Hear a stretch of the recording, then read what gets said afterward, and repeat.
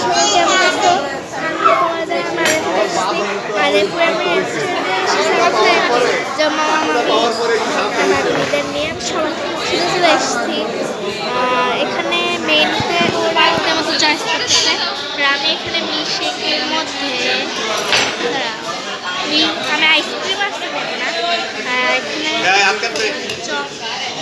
chocolate shake, chocolate milkshake আছে, তারপর strawberry milkshake আছে, ম্যাঙ্গো মিল্কশেক, ভ্যানিলা মিল্কশেক,